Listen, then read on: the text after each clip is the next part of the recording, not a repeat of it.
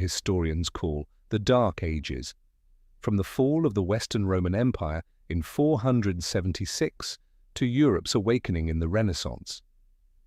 But if you turn back the pages of history, the first thing you sense is not darkness, but emptiness.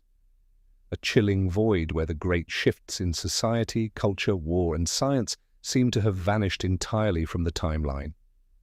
We are told this era was steeped in chaos, ignorance, and superstition, that no one created, no meaningful achievements emerged. But have you ever asked yourself, how could that possibly happen for nearly a millennium, on a continent that once gave birth to brilliant minds like Aristotle, Archimedes, and Cicero? And more importantly, who labeled it the Dark Ages in the first place? No one other than the Church, or more precisely, those who seized control of knowledge, books, and the collective memory of a fallen civilization. When Rome collapsed and the secular world crumbled, the Vatican, in its early form as the Christian Church, rose like the lone beacon still standing. But the light it cast, was it truly meant to illuminate the way, or simply to blind the eyes? Entire libraries, schools, and research centers of the ancient world were burned or cleansed in the name of faith. Thousands of manuscripts in Greek, secular Latin, and Coptic quietly disappeared from the map of knowledge. Only those texts painstakingly copied into doctrinal Latin, a language accessible only to specially trained monks, were allowed to survive. And those surviving texts were kept nowhere else but within the monasteries, churches, and ultimately, the Vatican's secret archives. No secular power remained strong enough to resist. No independent scholarly system existed to verify the truth. For hundreds of years, what Europeans knew of their past was only what the Vatican allowed them to know. So was the Dark Ages truly an era of human backwardness? Or was it a manufactured fog designed to conceal something deeper, something darker? Perhaps history was not lost, merely sealed away. And if that is the case, the question is no longer what happened, but who wants you to never know that it happened at all? Tonight, let's drift together with bedtime history into the flow of stories that have never been fully told, because perhaps within those forgotten fragments, we might just rediscover a piece of the truth about history, about the world, and about ourselves. The year was 476. It is the moment modern history books mark as the death knell of the Western Roman Empire. A child of royal blood, Romulus Augustulus was deposed by a barbarian general named Odoacer. An empire that had lasted for centuries vanished after a bloodless coup. This event, according to historians today, signals the start of the Dark Ages.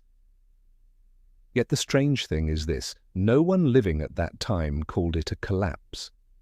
No funeral bells rang out from the Roman Forum. There was no grand funeral for an empire that had once conquered nearly the entire Western world. And, more unsettling still, no one truly recorded in detail what happened next. You would think such a monumental event would leave behind a clear trail in history, documents, chronicles, memoirs, at the very least letters or first-hand accounts. But, curiously, the deeper you dig from the 5th to the 8th century, the denser the fog becomes. Historical records grow fragmented and hazy, sometimes reduced to mere brief notes from monks written centuries later. It's as if the entire continent had fallen into a deep sleep, or someone wished it to appear that way. And then one name begins to surface again and again. Not an emperor, not a scholar, but the Church. The moment Rome ceased to be a political center, it became the spiritual heart of a new emerging world. The Church, once a small persecuted sect, now wielded a kind of power the Caesars themselves had only dreamed of, the power to govern human souls and their collective memory. Who preserved history during this era? Not the schools, they had been dissolved, not the intellectual class. They had fled, been silenced, or killed. It was the Catholic monastic orders, monks who copied religious texts within their monasteries, translated ancient works, and decided what was worthy of preservation. Stories, victories, defeats, all were filtered through a theological lens. Even many of the earliest popes in the post-Roman period, such as Pope Felix III, Gelasius I, or Hormisdas, appear with roles that remain unclear. Did they truly exist as recorded? Or were they symbolic creations of a time left largely unverified? More striking still, between roughly 500 and 800, Europe's historical record grows so thin it seems the entire continent was erased from the map of history. Meanwhile, in the Middle East and Asia, records continued to flourish, detailed and reliable. Why was it only Europe that entered a blank void lasting 3 centuries? The question is not simply what happened, but rather what was kept, and who had the authority to decide. Perhaps the fall of Rome was not an end at all, but the beginning of a new order, one where power no longer belonged to warriors on the battlefield, but to those who shaped history from the shadows. If you look at the historical landscape of Europe from the 5th to the 10th century, you won't see the colors of blood, fire, or breakthrough. Instead, you'll find a thin layer of dust covering everything, from the great structures that once stood to the very memory of its people. There are no clearly documented major wars, no scientific discoveries, no grand architectural achievements emerging from this period. It's as if the entire continent had slipped into a deep hibernation. But this was no natural sleep. It was as if someone had thrown a heavy blanket over Europe, blocking the light and erasing memory. Even cities that once thrived, Milan, Lyon, Cologne, left behind no new trace for centuries, no philosophical manuscripts, no paintings, no new maps, and strangest of all, no stories. Those who lived through that era, if they did, left no account, or their voices were erased by unseen hands. Meanwhile, if you glanced toward China during the Sui and Tang dynasties, it was a golden age. Block printing was invented, musical instruments evolved, and poetry reached new heights with masters like Li Bai and Du Fu. Further west in the Arab world, science flourished. The astronomer Al-Khwarizmi laid the foundations of algebra, the first public hospitals were established, and the Library of Baghdad held hundreds of thousands of ancient manuscripts. And Europe? Europe seemed unaware of gears, astronomy, or even the compass. In a world where the East was ablaze with light, the West appeared to have been drained of its memory. Who stood to gain from this? The answer lies not beyond Europe, but within it. And it had been there all along, quiet, unwavering, and growing ever stronger. The Church. When the people believed they were living through an age of darkness, when they were taught that their ancestors had been lost to superstition and ignorance, they would not question, they would not doubt the one truth preached from the pulpit, the Word of God, spoken through the mouths of priests. They would not seek knowledge, Kitid, because books no longer existed. They would not explore, but because any pursuit of knowledge was deemed heresy. The Vatican didn't need to force compliance through violence. They only needed to set one definition: darkness, and let fear do the rest. In a world without war, without debate, without invention, one might assume that nothing happened. But sometimes the most prolonged silence is the clearest sign of a hidden crime, the erasure of an entire chapter of human history.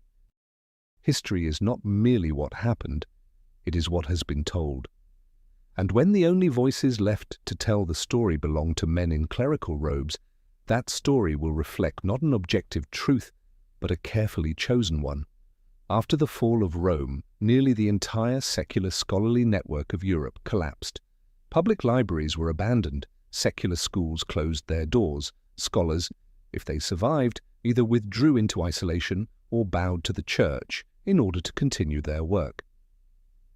In such a climate, the only places where manuscripts were still copied and preserved were within monasteries, hidden behind stone walls where the light of knowledge was allowed to filter through only narrow slits under strict supervision. But here lies a detail few notice. Ancient Roman and Greek texts were not simply copied word for word. They were rewritten in ecclesiastical Latin, a variant of the language shaped by theology, narrower in meaning, harder to understand, and accessible only to a specially trained clerical elite. While classical Latin had once served the realms of law, literature, and science, Church Latin became the key that locked away the treasure of human knowledge. And the consequences? The mathematical writings of Pythagoras, the political theories of Cicero, the natural philosophy of Aristotle, if deemed incompatible with church doctrine, were reinterpreted or simply left uncopied.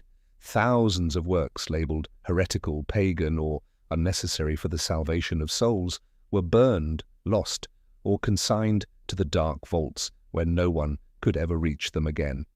Thus began a new era, one in which knowledge was no longer a light to enlighten mankind, but a tool to control it.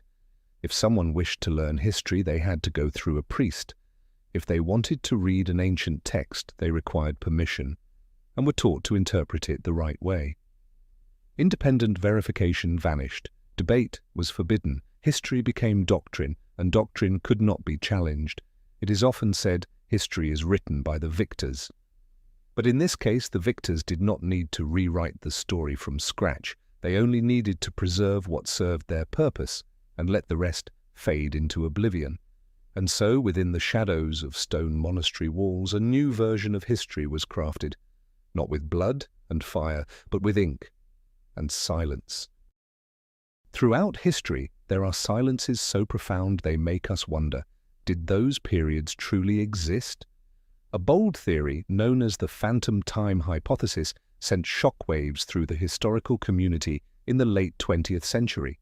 It claims that roughly 300 years of the first millennium, from around 614 to 911, never actually happened. In other words, we may be living in a timeline that was artificially added. At first, the idea sounds absurd, but when you examine the scattered clues within European historical records, it begins to send a chill down your spine. Why are there so few reliable events recorded during that span?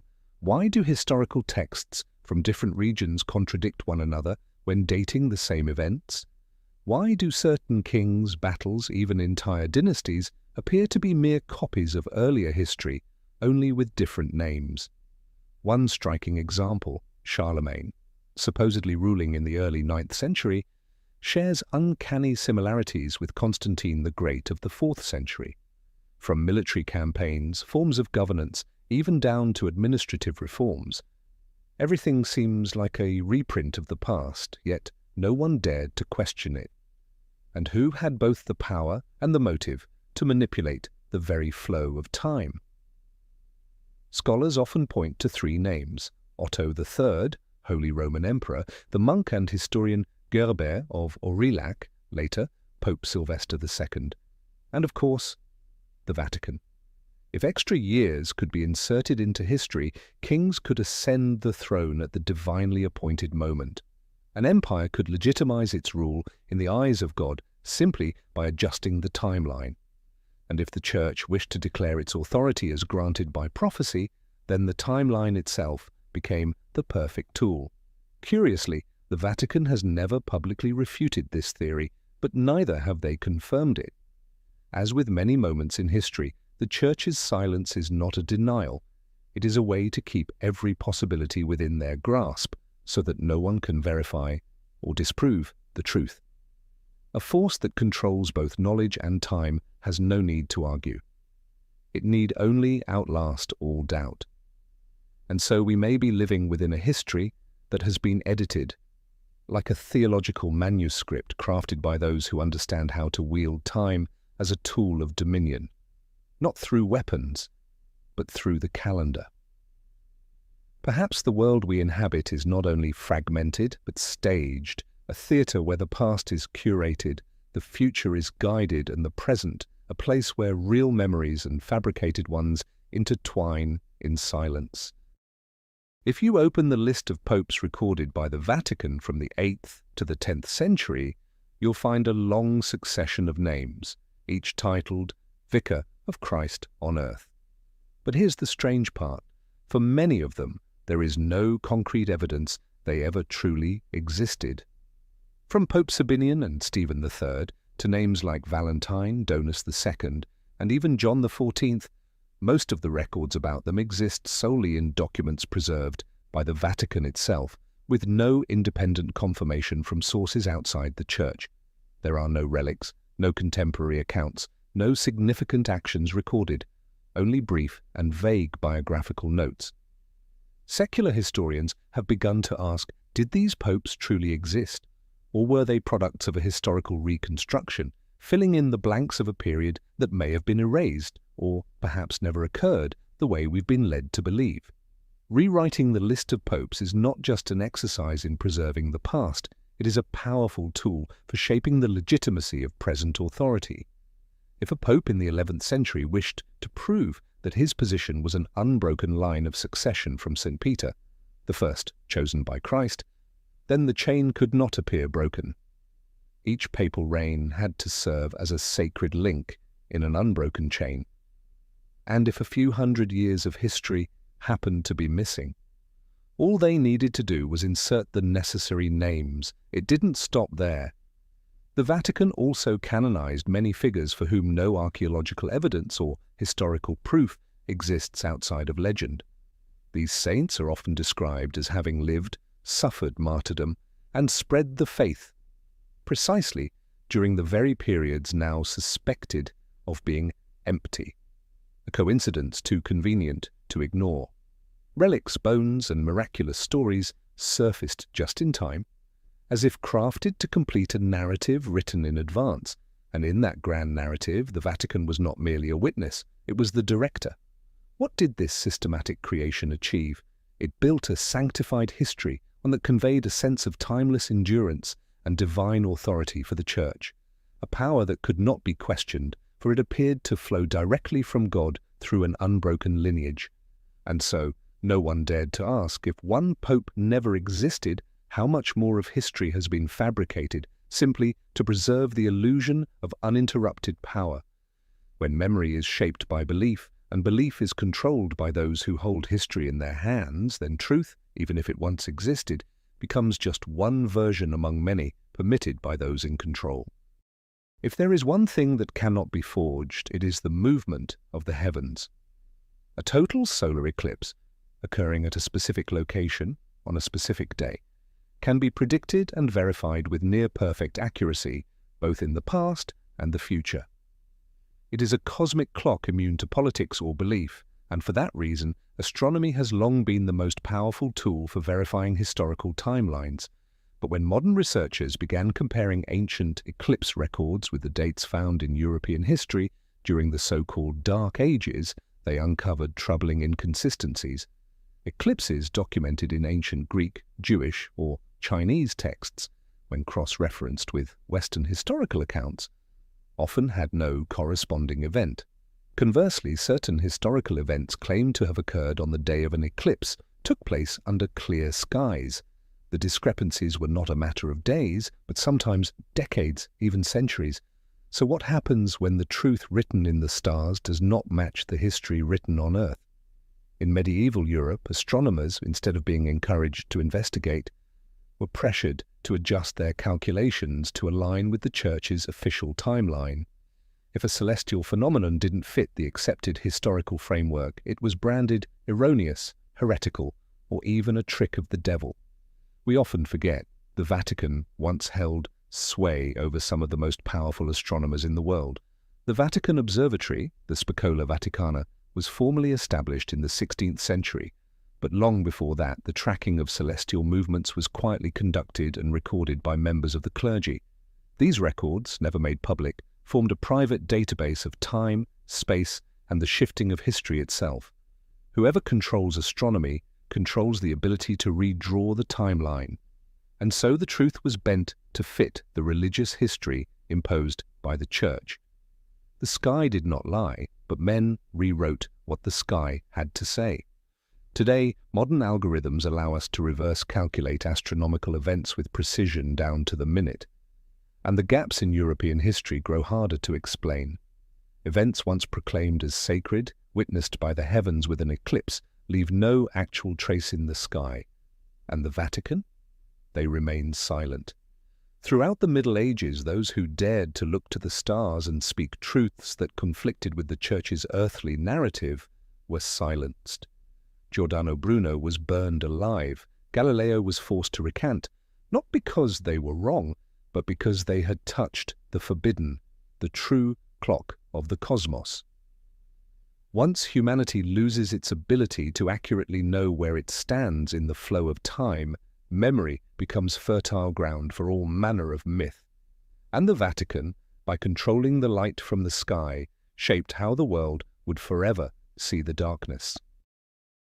It is often said that for nearly a millennium after the fall of the Roman Empire, Europe was plunged into an intellectual darkness. People had no knowledge of how vast the world truly was, no understanding of what lay across the oceans, and certainly no accurate maps. But if that is true, where did the ancient maps, dating back centuries before the Renaissance, come from? The problem arises when certain maps don't match the level of knowledge we are told existed during the so-called Dark Ages. The most famous example, the Piri Reis map, drawn in 1513, yet it accurately depicts the coastline of South America, the west coast of Africa, and even a portion of Antarctica, as it would appear, free of ice. According to Piri Reis himself, this map was compiled from many ancient source maps, the origins of which remain unexplained to this day.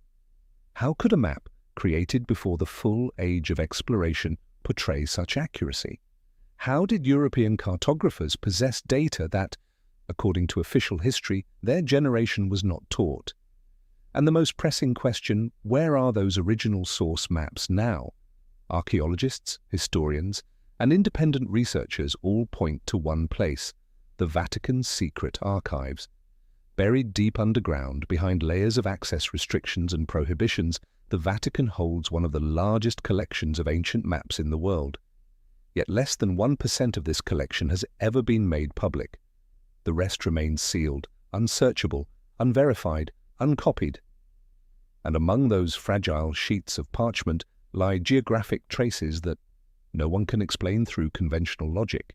There are coastlines depicted long before official discovery of entire continents, islands that no longer exist, journeys mapped out that are absent from history books, yet align perfectly with modern satellite data.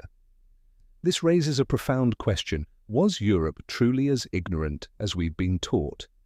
Could there have been a class of scholars, clerics, and cartographers who knew far more, but were forbidden to speak of it, or simply replaced by a sanitized version of history? And if the Vatican holds these maps, what exactly are they protecting? The truth, power, or a version of the world that, if revealed, might topple the entire structure of history as we know it? A map, after all, is more than a tool of navigation. It is how humanity defines its place in the world. If you don't know where you are, you can be led anywhere. And for centuries, the Vatican has held that power, the power to redraw the world and then hide it. When the maps vanish, history ceases to be a journey and becomes a maze where you can only follow the paths chosen for you. And perhaps, deep within the stone vaults beneath the Vatican, the way out still exists, but you have never been allowed to see it. We are taught that after the fall of Rome, Europe entered a dark age that lasted nearly a millennium. Knowledge vanished, art fell silent, science was forgotten. People no longer knew how to build as their ancestors had. They lost their understanding of the stars and even forgot how to operate the ancient water systems. A bewildered Europe wandering among the ruins of a fallen civilization. That is the image imprinted on generations of minds. But what if that image was a carefully constructed illusion? Scattered across Europe are pieces of evidence that raise troubling questions. Intricately crafted bronze gears unearthed in the soil of Germany, dated squarely within this so-called backward era. Astronomical instruments of astonishing precision discovered in abandoned monasteries, and underground aqueducts, anti-gravity vaults, geothermal heating systems, found in remote countryside villages, places with no known trace of ancient Roman civilization. Who built them? Who understood how they worked during an age we are told was steeped in ignorance and superstition. Mainstream history calls them anomalies, archaeological oddities. And as usual, when something cannot be explained, it is quietly ignored. And in the face of such discoveries, the Vatican chooses silence. Let us not forget. Most archaeological excavations across Europe, especially in regions once owned by the Church, must receive approval from local authorities and the quiet consent of the Vatican. In many cases, significant artifacts are removed to preserve them and are never heard of again. A few independent archaeologists have spoken out about this interference, but they are sidelined, stripped of funding, or barred from excavation sites. In academic circles, they are branded conspiracy theorists, even though their findings often threaten to shake the very foundations of accepted history. The bigger question is this: did Europe truly lose everything? Or rather, was certain knowledge deliberately hidden to keep the narrative of a dark and ignorant age intact? For a Europe that had inherited Rome's light, that had invented and understood, would pose a threat to any institution seeking to monopolize truth. And if you can control the story of backwardness, you also control who appears to bring the light. The Vatican, by maintaining its silence in the face of evidence that contradicts its narrative, does not need to lie. It only needs to uphold the story. And sometimes, silence is the most powerful form of control. Not all truths are buried. Some are preserved all but delayed, slowed down, their natural progress distorted. And it is in this delay that true power is born. When we look back at the progress of human civilization, a strange pattern emerges. From ancient Rome to the Renaissance, the pace of invention was almost frozen. A simple mechanism like the rotating shaft, something the Greeks had mastered, did not reappear until the 13th century. Principles of mechanics, astronomy, and medicine, once explored by Aristotle, Galen, and Archimedes, vanished, only to resurface centuries later, as if they were entirely new discoveries. The real question is not why this knowledge disappeared, but who delayed its transmission, and for what purpose. Once again, the answer points us back to the Vatican, the sole institution that preserved ancient manuscripts, controlled the vast network of monasteries, schools, and Europe's largest libraries for centuries. In their hands lay the world's knowledge. And the point is not that they destroyed it, but that they selectively stored it, releasing it slowly in carefully measured doses. When a religious power controls not only souls, but also the flow of history, delay becomes a weapon. A society that only copies the Bible and asks no questions will not invent. A generation taught only of heaven and hell will not concern itself with astronomy or anatomy. 1,000 years without innovation does not mean people were ignorant. It may mean they were steered into a pre-written historical script. In this way, time itself ceased to be an objective flow. It became a tool of control. If you control the timeline, you control both the past and the future. The Vatican did this by controlling official history, dictating the dates of events, deciding when something was allowed to exist in humanity's collective memory. They slowed awakening, not with swords, but by delaying knowledge. And when the world finally rediscovered what once existed, the Church was there to lead the way, as if they had not hidden it all along. It was a subtle strategy, requiring no war, no bloodshed, only the gentle bending of time at just the right moment. And in that controlled flow, an entire civilization would move more slowly, awaiting permission from the hand that held the clock.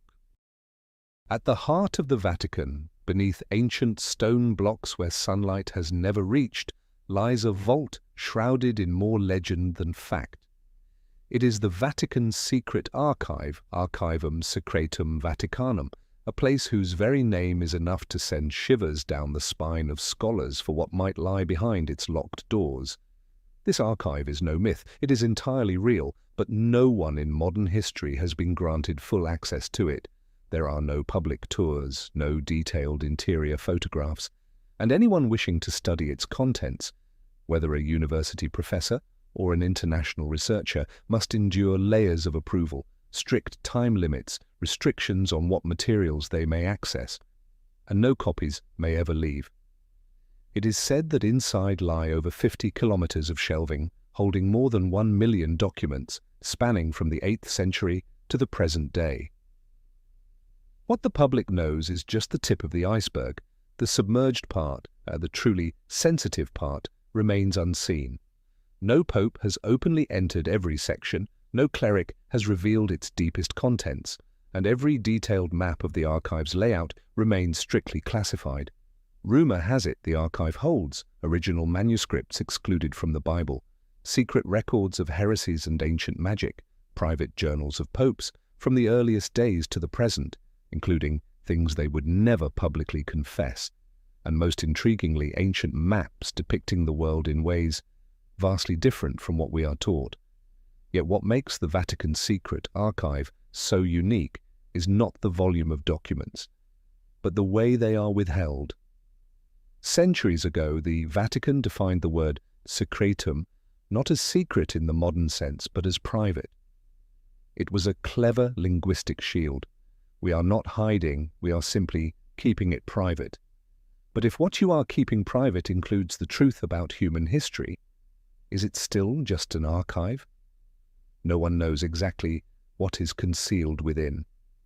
But everyone knows this: if there is any place on earth capable of guarding the missing pieces of history, it is this one. Not because of its depth, but because of the absolute silence that surrounds it. And when a religious institution holds a library where even kings, professors, and scholars cannot freely enter, then perhaps true power does not rest upon a throne, but upon a shelf no one has yet been allowed to fully read. There are documents that were not lost, not damaged, not destroyed by war, but simply hidden, carefully, systematically, intentionally. Inside the Vatican's secret archive, according to scattered accounts from a few scholars granted limited access, there are ancient manuscripts that predate the Middle Ages, even the very birth of the Christian Church. They are not myths. They do not come from distant eastern lands. They are the products of a body of knowledge that once existed within Europe itself, before that light of knowledge was dimmed beneath the cloak of faith. Some of these manuscripts are said to be written in ancient languages not yet fully deciphered, perhaps a Proto-Latin or even heretical Greek. They contain astonishingly accurate astronomical records, anatomical diagrams of the human body, and philosophical reflections that far surpass the theocratic worldview the Church would later impose. Why are they hidden? Because they conflict with the constructed order. If there were proof that Europeans once possessed advanced knowledge even during the so-called Dark Ages, the entire narrative of Christ brought light back to a dark world would crumble. If wisdom existed outside of the Bible, the Church would lose its claim to sole authority over truth. An ancient manuscript detailing non-Euclidean geometry from the 4th century. Another describing planetary motion along elliptical orbits, concepts not publicly introduced until Kepler's time. Or a medical handbook from Gaul, written in a mix of Latin and Celtic, containing healing formulas modern medicine still cannot replicate. These things were not forgotten, and they were concealed. And the strange thing is this: whenever someone happens to uncover a fragment, a passage, a single page, someone always appears to retrieve it, invariably under the guise of cultural preservation or protecting the faithful from distortion.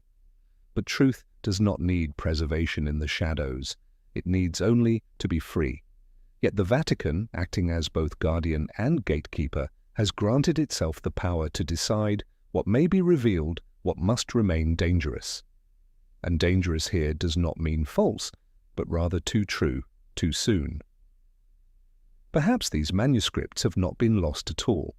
They may still lie preserved within stone walls upon wooden shelves, in perfect conditions, but as long as they remain unread, unshared, unseen, they might as well not exist.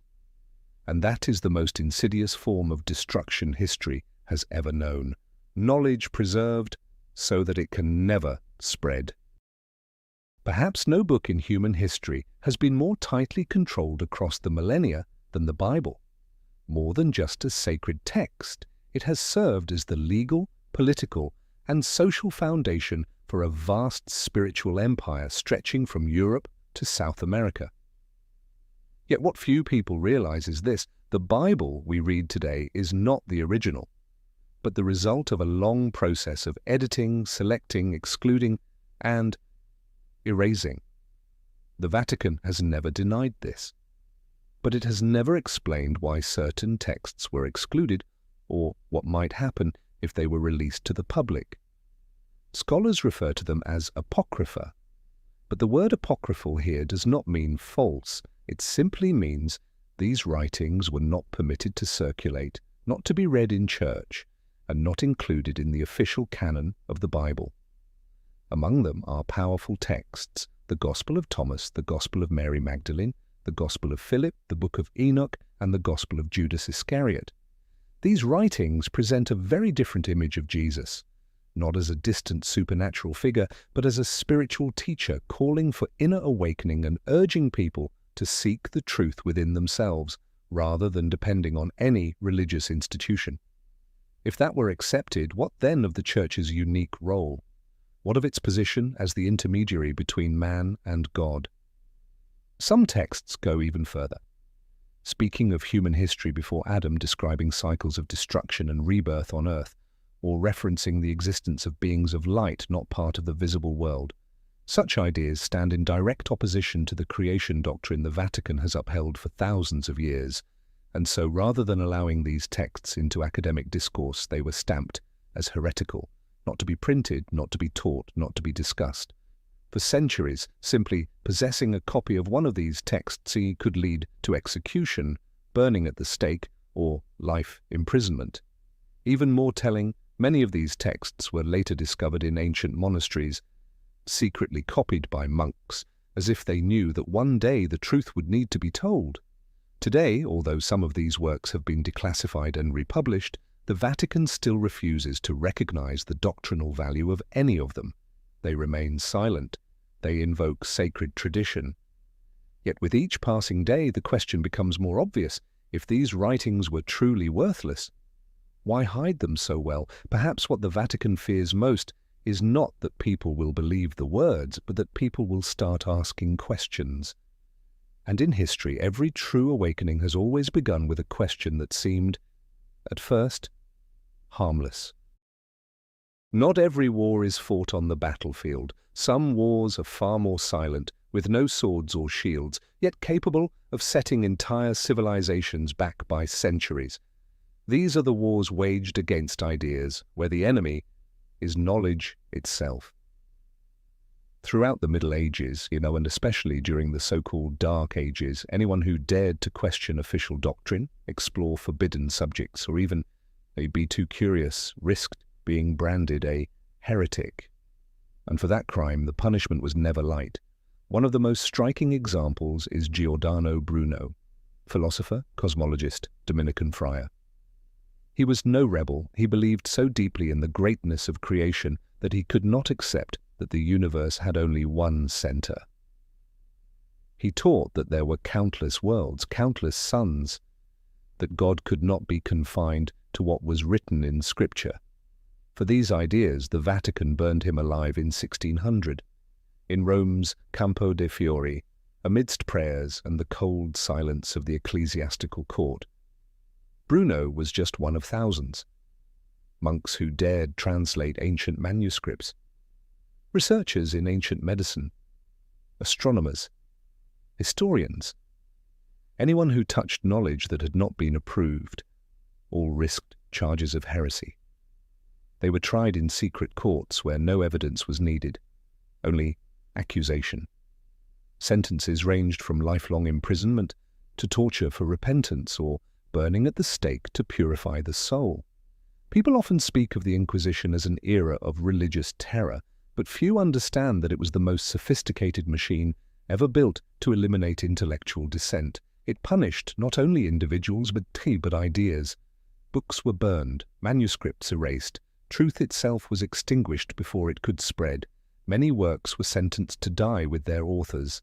A book that took 20 years to write could be reduced to ashes in minutes. More terrifying still, the long silence that followed made future generations believe those works had never existed at all. In such an atmosphere, silence meant survival, questioning meant death. And over time, silence itself became a form of complicity, allowing an entire continent to drift into a slumber of knowledge that lasted for centuries. The Vatican, wielding power as both religious authority and political force, and as the keeper of knowledge, had no need to prove it was right.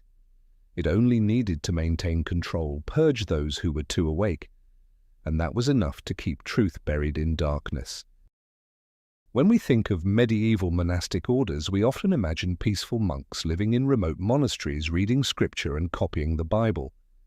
But beneath that serene image lay a highly organized network, quiet yet far-reaching, operating much like an intelligence service whose true mission was books.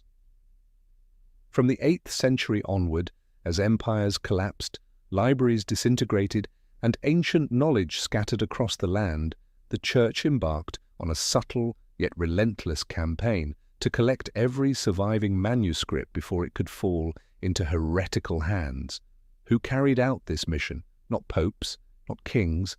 The task fell to the monastic orders, particularly the Benedictines, whose monks were present in nearly every major monastery across Italy, France, England, and Germany.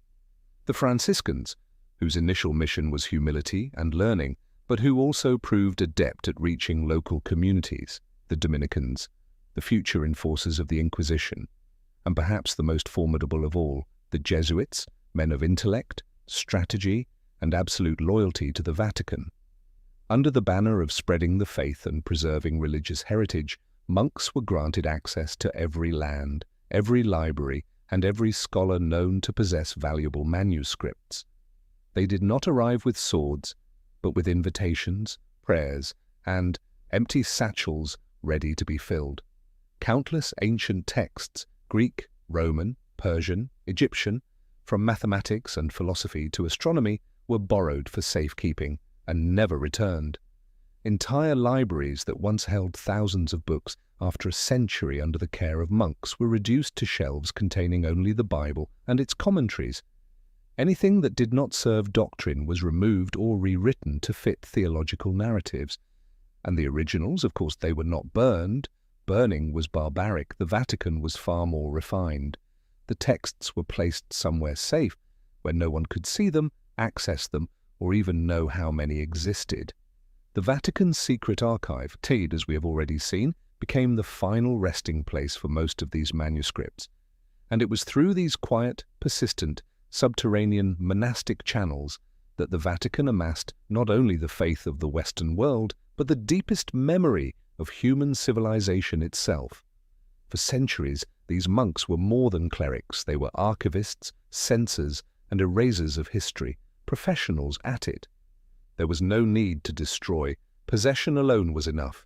There was no need to argue. Silence sufficed. And as the ancient light of knowledge was hidden behind stone walls, people began to believe the world around them was truly dark, because the light had been gathered into a single lamp, held by those who would allow it to shine only when they deemed it fit. When the light of knowledge is gathered into a single place, and all others are forced to live in darkness, the inevitable happens. Some will find a way to keep the light for themselves. Not everyone bowed their heads. Not every scholar was burned at the stake. Some survived, not by betraying the truth, but by hiding with it. And slowly, over time, across generations, a secret network began to form, the secret societies. There is no official record pinpointing when these societies first emerged, but from the 11th to the 14th centuries, their traces began to appear. Strange symbols etched into churches, mysterious carvings in crypts, architectural works of remarkable sophistication that contained knowledge well beyond their era. Among them, the most prominent, Freemasons. Originally master builders, they evolved into a closed intellectual community, rich with codes, rituals, and an intricate hierarchy. They constructed Europe's greatest cathedrals, yet adorned them with symbols unrelated to Christianity: the sun, the moon, the eye, spirals, mathematical ratios. Rosicrucians, a mystical brotherhood rumored to possess ancient wisdom from Egypt and Babylon, passed down through generations in handwritten manuscripts and layered metaphors. Alchemists, branded by the Church as sorcerers, but in truth chemists, philosophers, and astronomers seeking truths beyond the boundaries of sanctioned faith. These societies shared a common thread. They did not deny religion, but neither did they submit to it. They believed there existed a primordial stream of knowledge, deeper, older, and truer, which predated the religious institutions that later sought to redefine reality. And most crucially, they suspected that the Vatican had seized much of that knowledge and buried it behind stone walls. This is why many Masonic symbols can be read as underground maps, a way to pass on truth through imagery during times when spoken words could lead one to the stake. Geometric designs, symbols like the letter G, God, geometry, gnosis, or the compass and square, all encoded ancient wisdom understood only by those who were initiated. The secret societies did not openly confront the Vatican, but in the shadows they served as a counterbalance. They did not seek to overthrow religious authority, only to ensure that the flame of knowledge was not extinguished. And this raises a deeper question. If secret societies managed to preserve fragments of the truth for centuries, it means that the Vatican could not control everything. History, no matter how distorted, always leaves traces. And sometimes it is those who operate quietly on the fringes who hold the final key, the one that can unlock the door leading out of the dark ages.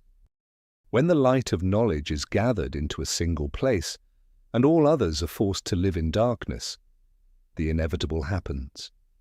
Some will find a way to keep the light for themselves. Not everyone bowed their heads. Not every scholar was burned at the stake. Some survived, not by betraying the truth, but by hiding with it. And slowly, over time, across generations, a secret network began to form, the secret societies. There is no official record pinpointing when these societies first emerged, but from the 11th to the 14th centuries, their traces began to appear: strange symbols etched into churches, mysterious carvings in crypts, architectural works of remarkable sophistication that contained knowledge well beyond their era. Among them, the most prominent, Freemasons. Originally master builders, they evolved into a closed intellectual community, rich with codes, rituals, and an intricate hierarchy. They constructed Europe's greatest cathedrals, yet adorned them with symbols unrelated to Christianity: the sun, the moon, the eye, spirals, mathematical ratios. Rosicrucians, a mystical brotherhood rumored to possess ancient wisdom from Egypt and Babylon, passed down through generations in handwritten manuscripts and layered metaphors. Alchemists, branded by the Church as sorcerers, but in truth chemists, philosophers, and astronomers seeking truths beyond the boundaries of sanctioned faith.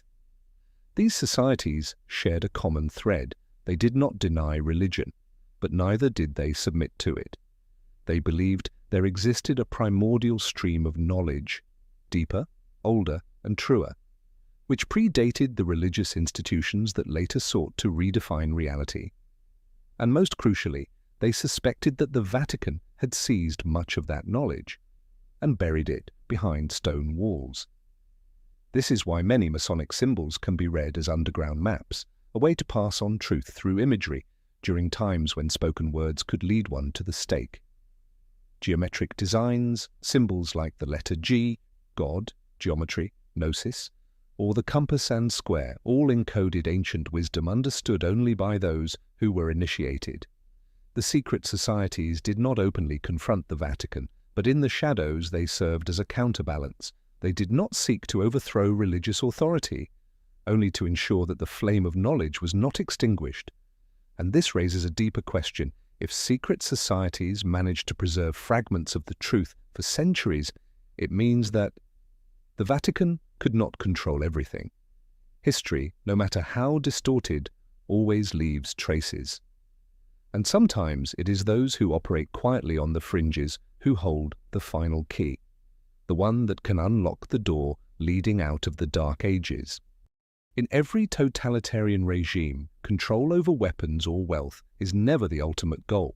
The truest and most enduring form of power is the ability to shape how people think, and to control thought, you don't need to brainwash. You simply need to leave people with nothing to think about.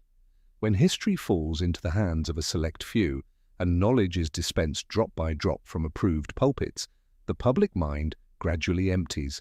They do not question, not because they are forbidden to, but because they no longer know what is worth questioning.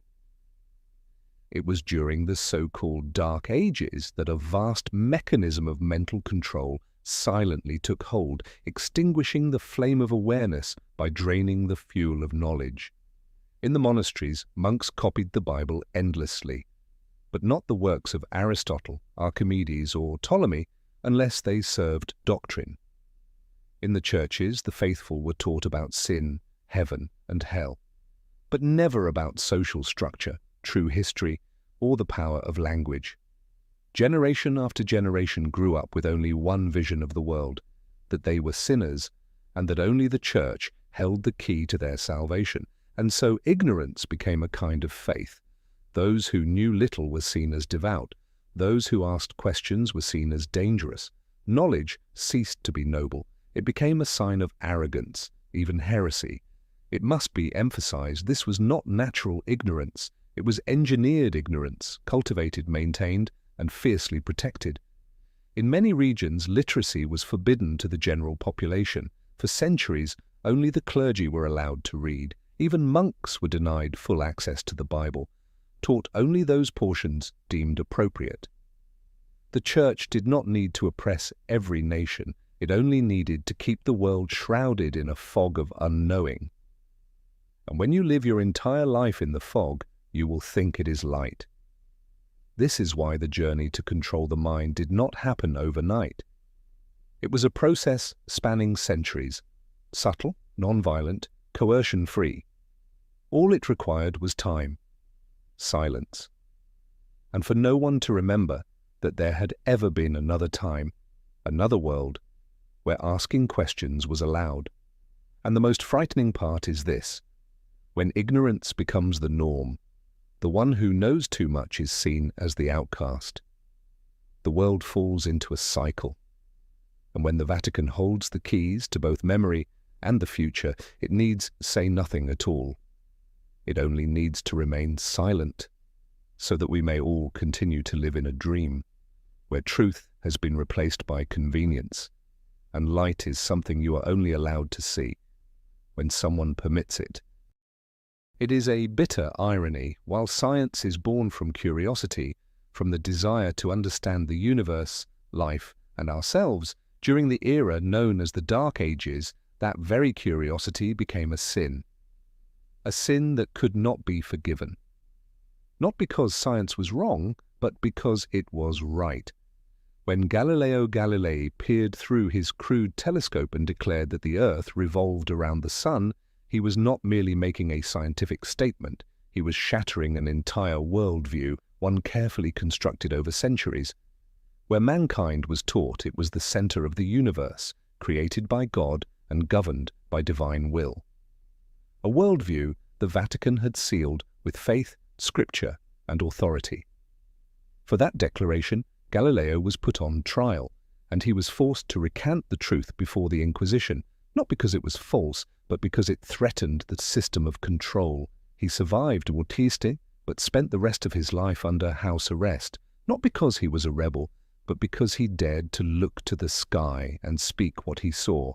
But Galileo was not the first. Before him came Roger Bacon, the 13th century English scientist imprisoned by the Franciscans for pioneering ideas in optics and experimentation. There was Michael Servetus, burned alive for challenging certain doctrines and proposing the theory of blood circulation. And there were hundreds, perhaps thousands of other scholars, nameless, unrecorded, erased from collective memory simply because they dared to think differently. The issue was never the content of science. The issue was control of the truth. When the Vatican declared that all truth must pass through the gate of doctrine, any theory that did not fit was forbidden to exist, no matter how correct it might be. Medieval universities, many of them church-run, were not bastions of free thought. They were institutions where students were trained to think correctly, indoctrinated to obey dogma, not to seek truth. Ancient scientific texts were hidden away or permitted only for a select few approved scholars.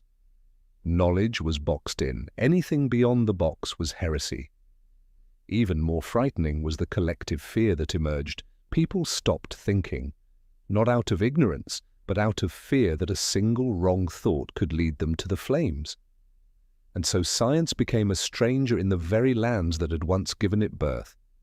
It was not until centuries later, with the intellectual revolutions of the Renaissance and the Enlightenment, that humanity began to shake off the invisible chains that had forced it to bow before the darkness. But by then, how many years had been lost? How many inventions had been stifled? How many truths were killed before they could be born?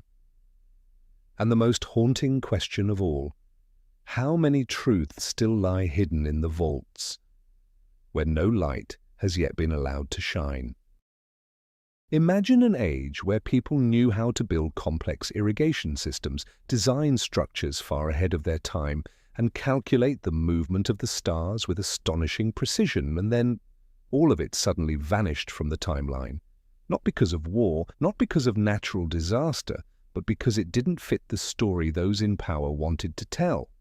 For nearly a millennium, from the fall of the Roman Empire to the dawn of the Renaissance, Europe is said to have fallen into a deep slumber, an era with no major inventions, no grand constructions, no meaningful scientific progress, a period of history that seems to have been placed on pause. Yet curiously, other civilizations did not sleep. During that same time, China invented the printing press, the compass, and gunpowder. The Islamic world performed surgical procedures, advanced optics, and translated the entire treasury of ancient Greek knowledge into Arabic. India made breakthroughs in mathematics, astronomy, and traditional medicine. Only Europe, under the Church's control, seemed to know nothing. In truth, it wasn't that Europe lacked creativity. It was that periods of creativity were deliberately erased from collective memory. Inventors, thinkers, architects, they may have existed, may have left their mark, but their work was never acknowledged, never passed on, or worse, replaced with tales of miracles. If a grand structure was built that exceeded the techniques of the era, no one sought the engineer. They sought a relic. They claimed a saint had touched the stone, and the cathedral rose overnight. Machines were called gifts from God. Unusual knowledge was attributed to divine revelation, and so miracles became the answer for everything that was not allowed to have an answer. That narrative was not harmless. It stripped away belief in human potential. It smothered the desire to question. And it left future generations too afraid to ask, if not a miracle, then what? Who truly created these works? What did they know? And why was it never taught again? In ancient maps, in documents hidden deep within the Vatican secret archive, many scholars believe there is evidence of these broken periods of creativity, strange notations of unknown origin, blueprints beyond the capabilities of the time, notes no one dares to translate. But when miracle is used as the excuse, every question becomes an insult to faith. And so, brick by brick, knowledge was replaced by the fog of dogma. No one remembers the creators, but everyone remembers the miracle. And in that collective forgetting, power was reinforced. You don't need chains if children grow up in a prison they believe is a school.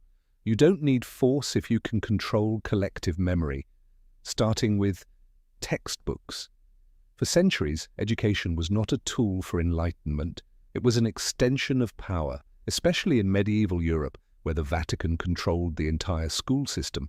From lesson content to teaching methods, from the first letter, a child learned to the concepts they were never allowed to encounter. A child born into that world would be taught that the earth was the center of the universe, that mankind was created in 6 days. that all knowledge lay within the Bible. And if anything contradicted those sacred words, the fault was not with the text, but with the child. From a very young age, children were taught to believe before they understood, to memorize before they questioned. Critical thinking wasn't merely discouraged, it was considered sinful, because in that system faith was supreme and obedience was the highest virtue. What children weren't taught was even more alarming than what they were. They weren't taught about other civilizations. They weren't taught about Greek science, Islamic medicine, or Chinese inventions. They weren't taught that humans could build their own future. Instead, they were taught, all knowledge comes from God, and through one authorized intermediary, the Church. This wasn't an oversight, it was a strategy. When a child is raised on a distorted version of history, they grow up not just lacking information, but lacking the ability to recognize that they are missing it. They would go to church, learn to read, and believe the world had always been this way. That knowledge was the privilege of those in robes, that truth came not from experiment, but from sacred sermons. Thus, an entire generation became faithful followers, not of religion itself, but of submission. The truth never needed to be completely hidden, it only needed to be replaced with more manageable versions. And ideally, injected into young minds before they were strong enough to defend themselves. This is why even today, certain parts of history remain blurred, simplified, or replaced with myth, not for lack of information, but out of an ancient fear that if too many people understand history correctly, they will start asking questions. And when a generation capable of asking questions emerges, power begins to crack. When people think of controlling history, they often picture manuscripts burned, scholars silenced, or secrets hidden in the Vatican secret archive. But there is a subtler way, quieter, yet more effective than any flame ever lit by the Inquisition. The textbook, the 19th century, the age of the Industrial Revolution, rising nationalism, and the standardization of education. European nations began building public school systems, teaching millions of children what was deemed truth. And in this process, history became a political tool. The concept of the Dark Ages was not commonly used during the Middle Ages themselves. In fact, it was reimagined by European scholars, historians, and religious reformers in the 19th century, serving a very clear purpose: to divide human history and glorify the present. By painting the 1,000 years after Rome's fall as a time of darkness, the intellectual elite of the 19th century could proclaim that their own age was the true age of enlightenment. To do that, they needed to turn the past into a collective nightmare, an era of superstition, ignorance, endless wars, and complete stagnation. Convenient, isn't it? If you want to celebrate the light, first create the darkest night imaginable before it. But why did the Vatican remain silent as the Middle Ages, a period they once dominated, was portrayed so negatively? Because they didn't need to respond. For centuries, through their control of knowledge, they had already left behind a fragmented historical legacy, one perfectly suited to being labeled the Dark Ages. And once that label was stamped onto textbooks taught in schools and repeated across generations, it became truth. The 19th century textbook did not merely record history, it established official memory. From Germany to England, from France to Italy, students were taught a neat, linear history. Greece to Rome, to Dark Ages, to Renaissance, to Enlightenment, to modern age. A tidy story, easy to teach, easy to remember, but it ignored so much. The forgotten achievements in mathematics, medicine, and architecture during the Middle Ages, the crucial role of the Islamic world and the East in preserving and advancing knowledge, and most of all, the deliberate obfuscation of the Vatican's role from controlling knowledge to purging dissent in shaping the so-called darkness. Thus, in the classrooms of the 19th century, millions of children grew up believing there had been a time when nothing progressed, when all was steeped in superstition. No one taught them to ask, why, and who told this story? No professor mentioned the secret archive. No textbook questioned the disappearance of centuries of historical records. No one suggested that the Dark Ages might be a coat of black paint, brushed on by those who wished to make themselves appear whiter and brighter. Have you ever noticed that in nearly every movie set in medieval Europe, the sky is always grey? Crumbling castles, muddy roads, peasants in rags, eyes cast downward as if they've forgotten how to dream. Violence everywhere, superstition rampant, and always a dark church looming in the background, its giant cross casting a shadow over all. This is no accident. Cinema, especially since the 20th century, has become humanity's unofficial historian. And in the case of the Dark Ages, it hasn't merely retold part of history, it has redefined an entire era. While 19th century textbooks created the concept of the Dark Ages, mass media turned that concept into an emotional truth. People don't need to read a single document to believe that medieval times were a black hole of ignorance. They've seen it on screen, they've felt it, they believe it. And here lies the danger. What we feel strongly, we rarely question.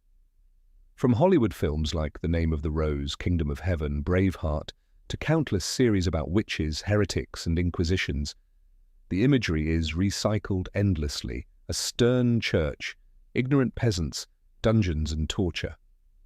Rarely do we see the advanced Islamic learning centers, the sophisticated ancient maps, or the influence of Eastern knowledge on Europe at that time. Why? Because the narrative of a dark age where the Vatican was the only light is far too convenient. It's easy to script, it offers clear contrasts, and most importantly, it aligns perfectly with what those in power have long wanted the public to believe. Once the image of the Dark Ages has been seared into collective memory through film, comics, games, and documentaries, any effort to reclaim the truth starts to feel like counter-propaganda. Those who question are branded extremists.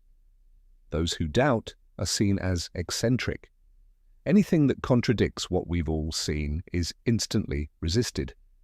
The reality is this: during the so-called Dark Ages, there were quiet advances in agricultural techniques, mathematics, Romanesque and Gothic architecture, and schools of logical thought within monasteries. But such details rarely make it to the screen. And the Vatican? It remains there, sometimes criticized in dark portrayals, yet simultaneously maintained as the sole beacon of knowledge in a supposedly ignorant world. A strange, but useful, contradiction. So when a child grows up learning from standardized textbooks while consuming hundreds of hours of media built around the same narrative, at some point history stops being a question and becomes a completed picture, a picture painted by directors, screenwriters, and the sponsors behind the camera, not by those who actually lived through the era. And thus the truth does not die in the dark, it dies beneath the spotlight. When an institution claims to be the center of truth, the first thing the world is entitled to ask is this: let us see everything you know, but with the Vatican. That has never happened. For centuries, the Church has confiscated, censored, and banned thousands of texts, from ancient manuscripts and scientific records to historical documents and writings from older belief systems. Many of these works were placed on the Index Librorum Prohibitorum, the Index of Forbidden Books, an official list that existed from 1559 until 1966. Even though that list was eventually abolished, reality remains unchanged. The banned works were never re-released to the public. The question is, why? If those texts were truly in error, let modern scholars critique them. If they are harmless, why hide them? And if they simply contain differing, but not dangerous, perspectives, wouldn't an enlightened civilization welcome intellectual diversity? But the Vatican has chosen a different path. At the heart of Vatican City lies a place where even the most seasoned researchers cannot roam freely. The Archivum Secretum Apostolicum Vaticanum, the Vatican Secret Archive. Though the word secretum originally meant private, in practice it means sealed. Only a tiny number of scholars are granted access. Each must request specific documents, one at a time, no photography allowed, no copying at will, and any material that contradicts church doctrine is kept in the deepest vaults, where only the chosen few may ever tread. So, what is being hidden? Some scholars believe there are documents that reveal periods of human advancement erased from the official timeline. There is proof of the true influence of pagan, Arab, and Eastern knowledge on early Christian philosophy. And perhaps, there are writings that show many revealed truths were, in fact, editorial decisions. The refusal to release these works is not forgetfulness, or it is strategy. Because once those ancient texts see daylight, the entire historical narrative will have to be rewritten, not just about the Dark Ages, but about the Vatican's true role in creating the very shadows that define that era. We cannot know for certain what is still locked away. But silence, stretched across centuries, is itself a sign that something needs to stay hidden. No one burns books in the digital age. But if the books are sealed away in a vault with no key, how is that any different than if they never existed at all? And in the absence of truth, the official story continues, taught in classrooms, shown in films, retold by tour guides at St. Peter's Basilica, where the light shines so brightly, no one stops to notice the darkness beneath. Modern history often tells us that humanity fell into darkness after the fall of Rome, and then, nearly a millennium later, awakened in the brilliant light of the Renaissance, an age where Leonardo da Vinci redrew the dream of flight, where Copernicus shifted the universe, where Michelangelo carved the essence of humanity in stone and genius. Sounds like a fairy tale, doesn't it? But if we take a step back and ask, where did the Renaissance truly begin? And why, after 1,000 years of silence, did human creativity suddenly erupt in such dazzling form? The popular answer is they rediscovered ancient Greek and Roman civilization. But something about that doesn't quite add up. First, why did this knowledge vanish for an entire millennium, only to be accidentally rediscovered? Second, how did certain individuals, in a society still socially underdeveloped, reach such astonishing depths of thought, technique, and artistry, almost otherworldly? And third, these ancient sources they found, well, where did they come from? Who safeguarded them for 1,000 years, and why did they surface precisely when they were needed? Once again, the path leads back to the Vatican.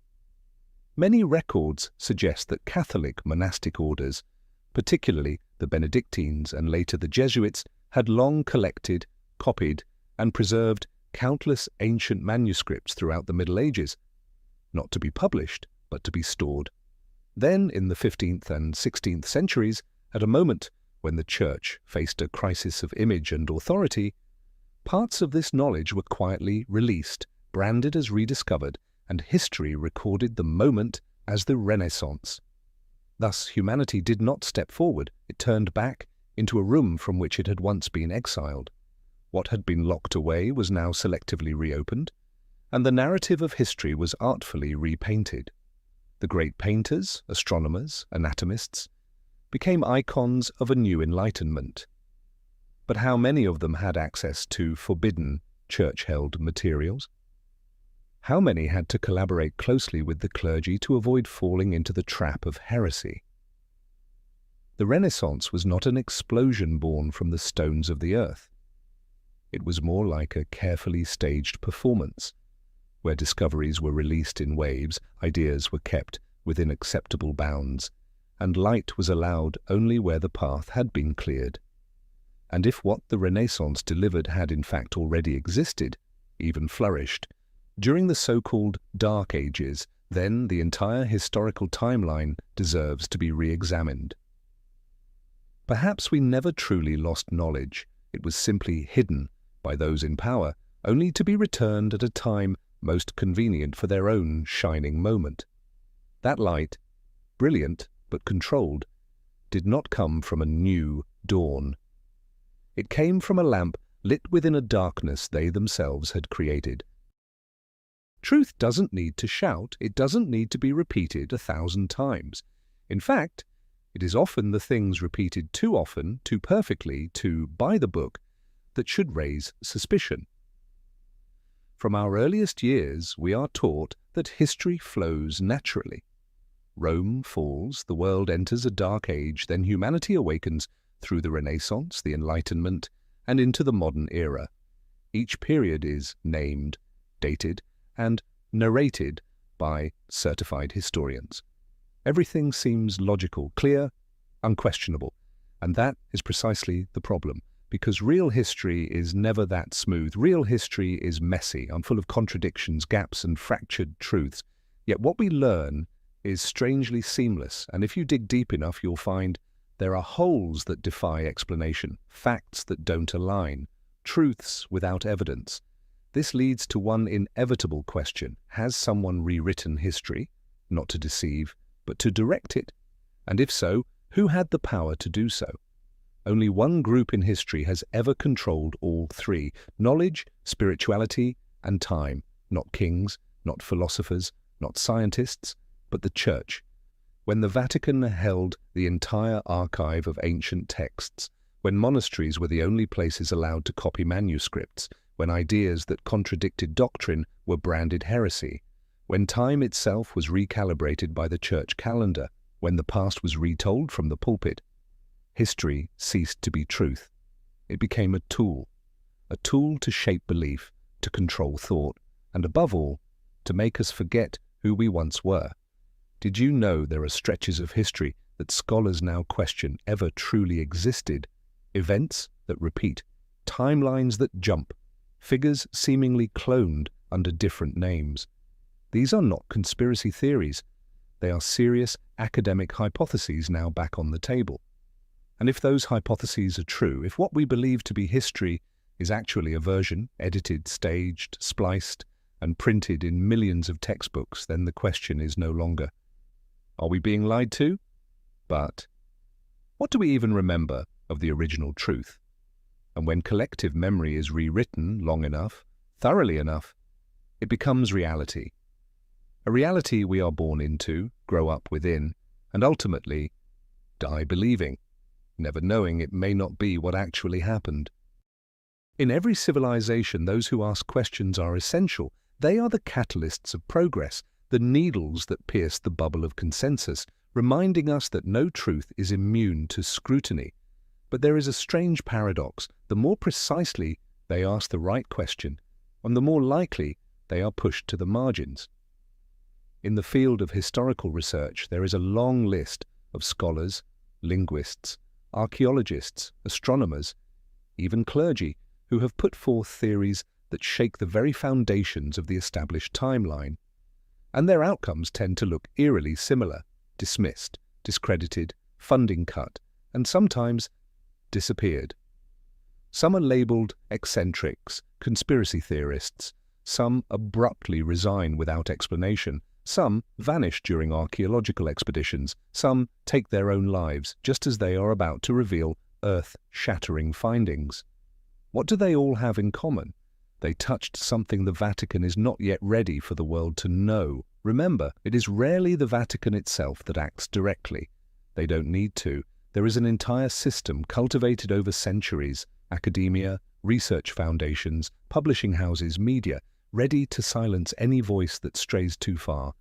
And even stranger, dissenting studies about gaps in the historical timeline, anomalies in ancient calendars, illogical maps, pre-Christian texts, almost never appear in mainstream academic journals, not because they are wrong, but because they do not fit within the carefully constructed historical framework.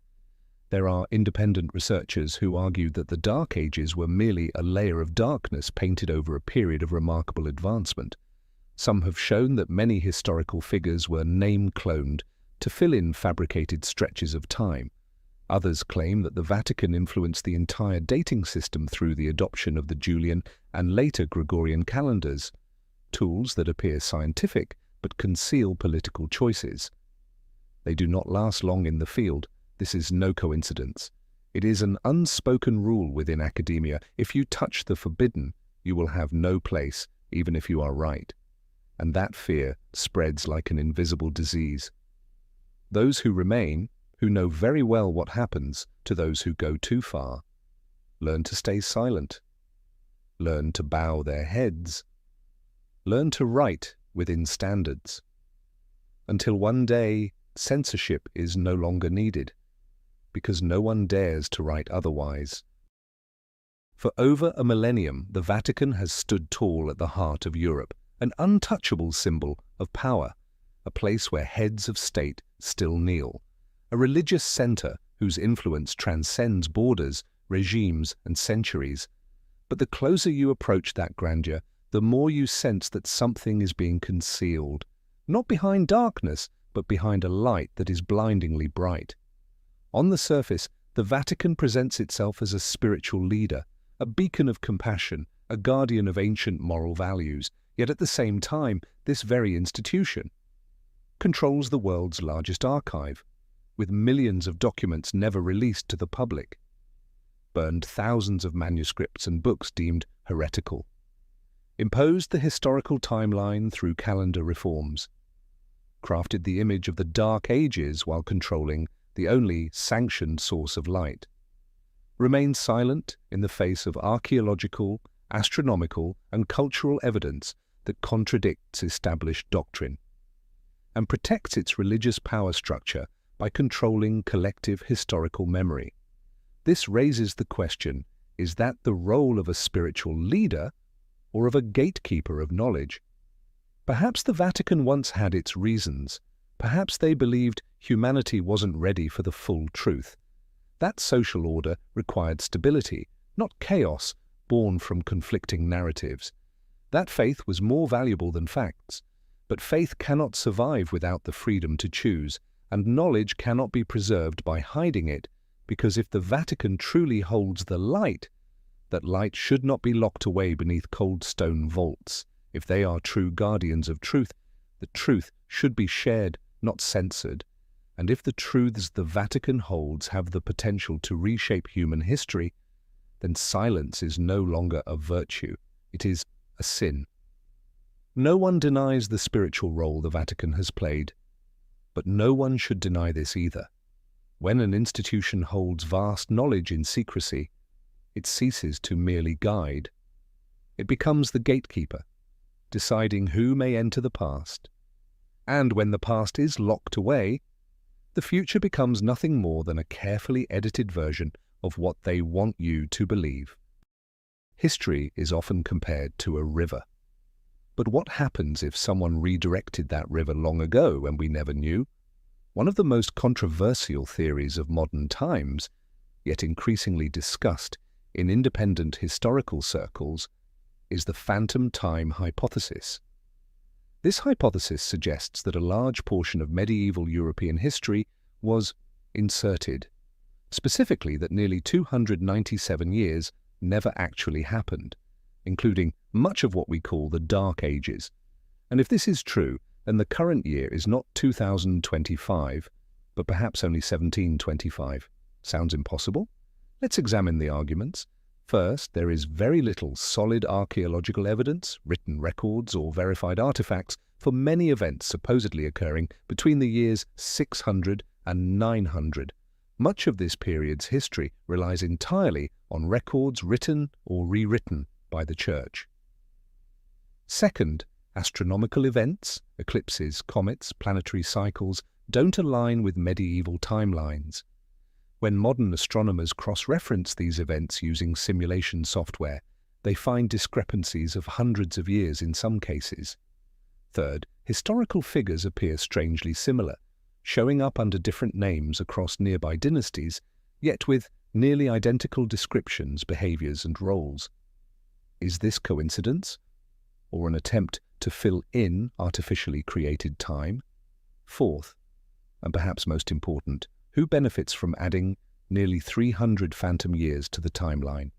The answer, once again, leads us back to a familiar place, the Vatican. By shaping the timeline, the Church not only gave its power structure the illusion of ancient longevity, it also created a safe distance between the fall of Rome and the modern era. If people believe they have emerged from a millennium of darkness, they are less likely to question the narrative. Some ancient texts even used the Anno Mundi calendar, counting from the creation of the world, and the Byzantine calendar, both of which mark time differently than today's system.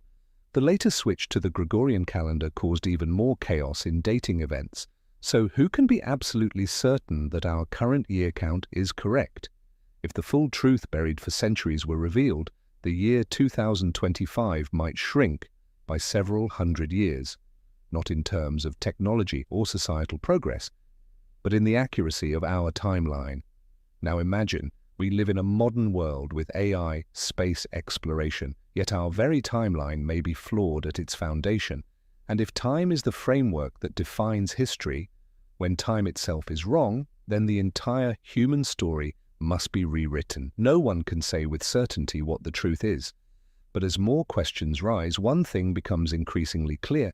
We do not truly know where we are, because perhaps we have never truly known where we came from. We are born into a world of names, dates, and stories already written.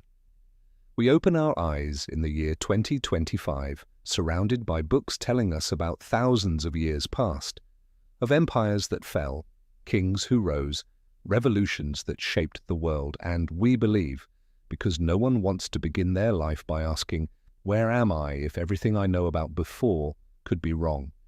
But then, within the smooth flow of history, there are cracks, there are gaps, there are things that don't add up, and each time we touch one of those fractures, history becomes a thick door opening just a crack, just enough to glimpse that perhaps someone once stood here before us, but their name was erased. We speak of progress, but if the beginning of this journey has been rewritten, hidden, or worse, invented, then we no longer know how far we've really come. We no longer know if we're living on the true day of the story, or if we're simply rereading an old script thinking it's new. And when we forget the true past, we lose more than memory. We may lose the power to shape the future. So if there is anything more dangerous than forgetting, it is forgetting by design. History does not need you to believe. It only needs you to ask again. And if this journey has made you question what once seemed clear, then perhaps you've just taken your first step into a truth long hidden. If you believe this story is worth continuing, hit subscribe, not just to follow, but to keep these unanswered questions alive, because sometimes a single right question is enough to shake the foundations of a carefully locked past.